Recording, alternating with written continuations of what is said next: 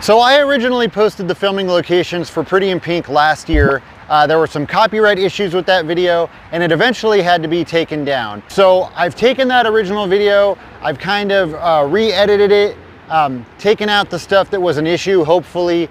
I've cleaned it up a little bit, but I've also found some new locations from the movie. I've added those in as well. This is kind of like that original filming location video 2.0.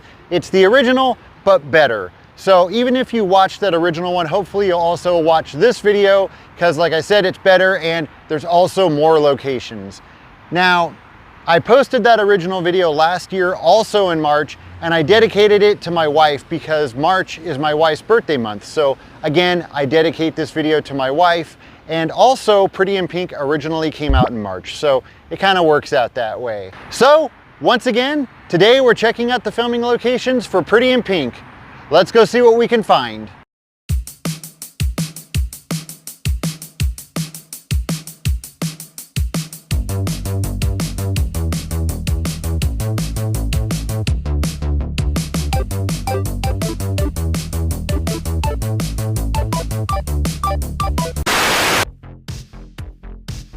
The movie starts by taking a look around Andie's neighborhood, and as the camera pans over the railroad tracks and the street sweeper passes by, we get a first look at where Andie lives. As you can see, the buildings have changed a little bit, but if we look over the railroad tracks, there's Andie's house. Right there in front is where her pink Karmann Ghia would have been parked. And in the movie, the camera is actually shooting from the parking lot that I'm currently standing in, so we get a brief shot of these walls right here. Not much has changed here, except for the wall in front and all of those trees blocking the house. But actually, up until just recently, those trees were 100% blocking the house. I mean, you couldn't see anything. Why would you do that, Andie? Because I don't want you to see where I live, okay? Oh, okay. Well, then that makes perfect sense. That little wall down there on the bottom, that actually was there in the movie. They just built a fence on top of it. So like I said, other than the fence and these trees, Andie's house looks pretty much just like it did. Back once again at John Marshall High, and this is of course where Andie, Duckie, Blane, and Steff all attended school. This is pretty much the exact shot we get when Steff approaches Andie trying to pick her up for a date.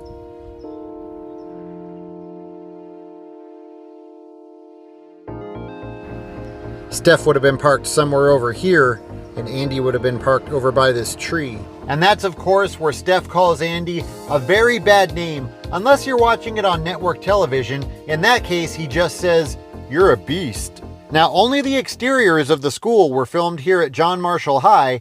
All of the interiors were filmed across town at John Burroughs Middle School. And I want to thank Sean Clark for pointing that out to me. Andie arrives at school and heads up to the second floor. She's walking up these stairs, and as the camera pans past this pillar, we get our first shot of Blane as he watches Andie walking down the hall. A few moments later, we see Andie and Duckie walking past a water fountain, a door, a pillar, another door, and a set of lockers. There's the water fountain, door, pillar, another door, and lockers. This is where Andie and Duckie were walking down the hall. The Oakmont Mall was located directly across the street from Trax, the record store that Andie worked at. And believe it or not, this is that mall. It's been completely redone and looks nothing like it did in the movie. However, the building that Trax was in is directly across the street. And although it's been changed a bit, it's still recognizable. A lot of stuff happened inside this store. Like the famous scene where Duckie busts through the door and lip syncs "Try a Little Tenderness" by Otis Redding. Or when Annie Potts picks up the staple gun and almost shoots the kid in the eye. A little piece of trivia, the kid that she almost shoots in the eye is Christian Jacobs, aka MC Bat Commander, the singer of the Aquabats, Remick from Gleaming the Cube, the creator of Yo Gabba Gabba, and he's been in a ton of your favorite 80s and 90s TV shows. You missed my eye by an inch. Half an inch. This was the nightclub that Andie liked to hang out at, and Duckie would hang around outside, hanging out with the door guy who was played by Andrew Dice Clay. And I believe right around the corner right here was the entrance to the club where Duckie and Andie Clay would Oh, well, I didn't know there was a gate there. Well, I guess we're not going to be seeing that today. Alright, so I was just about to leave, and as I was pulling away, I noticed that the gate was now open. So we'll just come back here and see if we can get a quick shot. And right there, that's the staircase that Duckie and Andie Clay would have been hanging out underneath. So basically the front door would have been right there, and Andie would have been parked right over here against the wall. This was the spot right here. The first time we see this house is when Andie is giving Duckie a ride home from the club, and she pulls over and tells Duckie that this house right here is her favorite. Of course, just a short time later in the movie, when Blane takes Andie to the party, we find out that this is Steff's house. One of my favorite scenes in the movie takes place at that party at Steff's house. You're in my calculus class. Jim. Your name's Jim. Cracks me up every time. The house looks pretty much just as it did in the movie, except for it doesn't have all that ivy growing on the front of the house, but you can still see where that ivy used to be. So, in order to ask Andie out on a date, Blane ventures out into the Misfit Courtyard. Now, this is back at John Burroughs Middle School, and this area was under construction, so I did the best that I could with matching up the shots. You can see that these two trees have gotten a lot bigger and now block these windows. However, all the other windows and doors still match up. Same two trees, they've just gotten a lot bigger. Blane walks outside through the double doors and he's instantly terrified. He can't believe all of these freaks that he's seeing. I mean, look at these guys. Unbelievable. Those are the double doors that he comes out of. They've since been painted red, however that arch above the door and all of the brickwork around it are still the same. Blane walks down the stairs and finds Andie sitting on a bench just beside the steps. Right here is where that bench was, where Blane and Andie sit and have a conversation. Whenever I see that scene, all I can think about is the episode of Muppet Babies, where they cut it together to make it look like Miss Piggy's talking to Andrew McCarthy. What's the matter? Are you feeling a little sick? Yeah, I am, as a matter of fact. So am I the only one that thinks about Muppet Babies when they see that scene? After Blane comes back inside from the Misfit Courtyard, he runs into Steff in this hallway. Steff sits on a heating unit that used to be located right underneath this window. Blane stands right here in front of this window while Steff is questioning him about what he's doing talking to Andie. You can see this window and this brick wall behind Blane. And then you can see this set of windows behind Steff. I mean, come on. You don't think she has something? No. So according to the principal at John Burroughs, the scene where Andie gets sent to the principal's office was in fact filmed in the principal's office at John Burroughs Middle School. He also claims that the very same desk is still in that office. I asked him if I could see it, but he said no. After Andie leaves the principal's office, she comes walking down these stairs and Duckie's waiting right here for her. She comes around the corner and then she walks right down here to the first floor.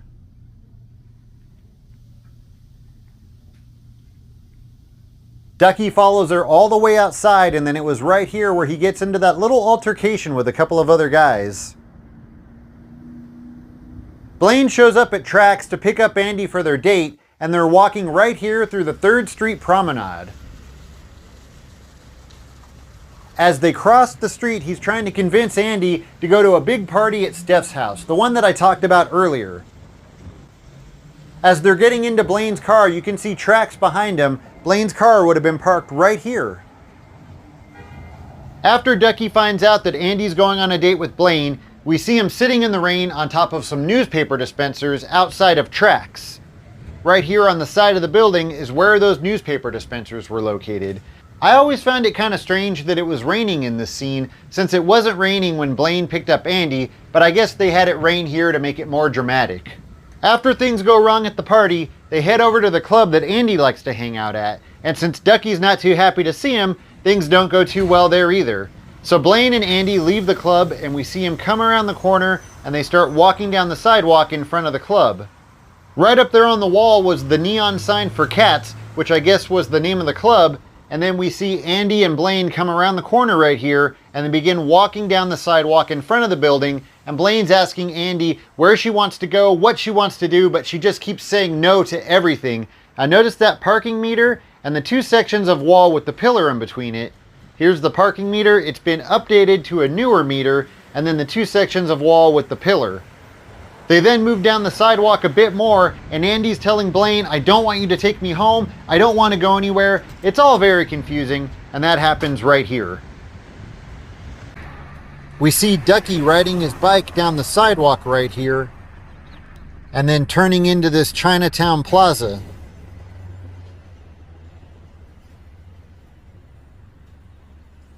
Now, I'm not 100% sure, but I'm almost positive that this is the building that we see Ducky hanging out in front of. Ducky would have been hanging out right here across from this statue of Bruce Lee. And if I'm correct, the building that Ducky's hanging out in front of is the former location of Madame Wong's, an old Chinese food restaurant that turned into a famous punk rock venue in the 1980s. The Chestnut Hills Hunt Club that we see Blane and Andie having a romantic evening at was located here at Will Rogers State Park. We get a brief shot of the outside of the horse stables. Blane's car would have been located right over there by the main entrance to the stables. Right here is where all those bales of hay would have been stacked up, and Blane and Andie would have been sitting on a blanket having a romantic moment. Ah, there's nothing like the smell of a horse stable to bring out the romance. So after Andie realizes that Blane's been avoiding her, she decides to wait outside of his class right here by these lockers. Blane comes out of class and has an oh crap moment when he realizes that she's waiting for him. He comes out of these doors, which have since been updated, and he sees Andie waiting in the hall right down here. They stand in front of the lockers and she confronts Blane and demands the truth, and Steff is standing on the steps watching the entire thing. After Andie storms off, Blane walks down the steps and finds Steff waiting for him, sitting on top of a heater. He sure does like sitting on top of those heaters. Anyways, that was right here. He sits on top of the heater lecturing Blane, reminding him that the girl was, is, and will always be nada. As Steff walks up the steps, he finds Ducky waiting for him. And I gotta say, it's pretty amazing that besides the paint being different, everything in this hallway is exactly the same. It even has the same water fountains. You got a problem, friend? Steff stands right here on the other side of the hall taunting Ducky, and Ducky can't take it anymore. He runs and tackles Steff, and they end up getting into a big fight rolling around on the floor, and that fight happens right here in front of where I'm standing.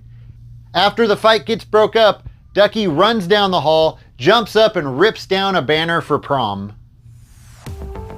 Now this is the part of the movie that for no reason, Andie takes a perfectly good, really nice looking dress, cuts it up and tries to make it as ugly as possible. Am I the only one that thinks this? This is the Biltmore Hotel in downtown Los Angeles, where numerous movies have been filmed over the years. Now the actual prom takes place inside of the Crystal Ballroom. You can see right over there is where the band was set up in front of that wall. Now, I definitely wish that my prom had a band that consisted of 2 guys playing synthesizers. And this is the door that Andie and Ducky walk through, and they stand right here nervously looking around checking out the prom. As Blane tries to approach Andie, he's stopped by Steff, and they're standing right here in front of this balcony. Now the hall where Andie and Ducky meet up is right around the corner from the Crystal Ballroom.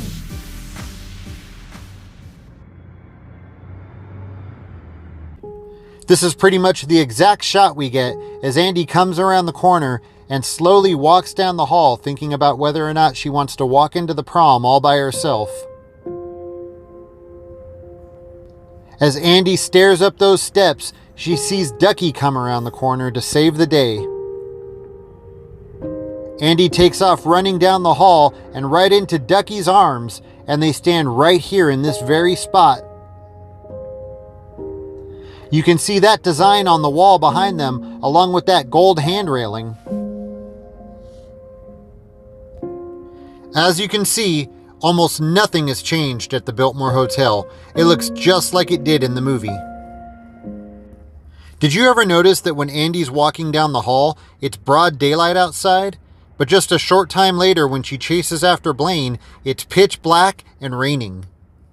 Also during that scene, if you pay attention to the double doors at the end of the hallway, you'll notice that it switches back and forth between a white ruffle curtain and then to pitch black and then back to a white ruffle curtain again.